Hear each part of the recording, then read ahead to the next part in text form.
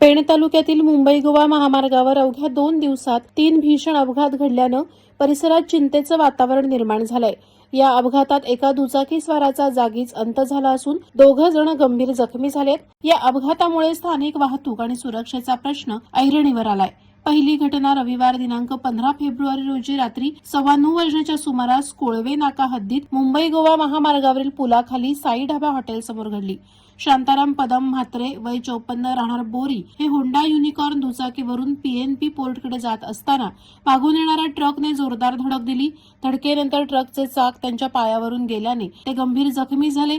या घटनेची नोंद वडखळ पोलीस ठाण्यात करण्यात आली असून पोलीस निरीक्षक संतोष जाधव यांच्या मार्गदर्शनाखाली पुढील तपास सुरू आहे।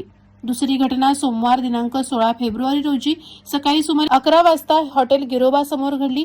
पुंडलिक नथुराम पाटील वय 75 राहणार रामवाडी समर्थनगर पेण हे स्प्लेंडर दुचाकीवरून पेण दादर मार्गावरून येत असताना समोरून लोखंडी पोल घेऊन येणाऱ्या पिकअप टेम्पोमधील पोल अचानक बाहेर आल्याने त्यांच्या डोक्याला गंभीर इजा झाली। या भीषण अपघातात त्यांचा जागीच अंत झाला। घटनेची माहिती मिळताच पोलीस निरीक्षक संदीप बागुल घटनास्थळी दाखल झाले।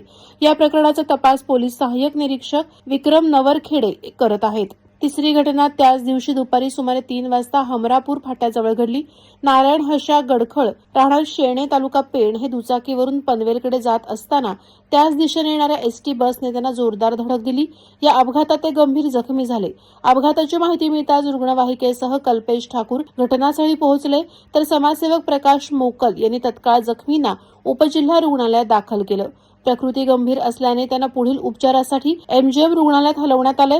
या सलग घडणाऱ्या अपघातांमुळे मुंबई गोवा महामार्गावरील सुरक्षिततेचा प्रश्न पुन्हा ऐरणीवर आला असून वाहन चालकांनी अधिक सतर्कता बाळगण्याचं आवाहन करण्यात येत आहे। वादळवारा लाईव्हसाठी किरण बांधणकर, पेण। नवी मुंबई व रायगड जिल्ह्यातील ताज्या बातम्या आणि घडामोडींसाठी सबस्क्राईब करा वादळवारा लाईव्ह चॅनल आणि दाबा बेल आयकॉन।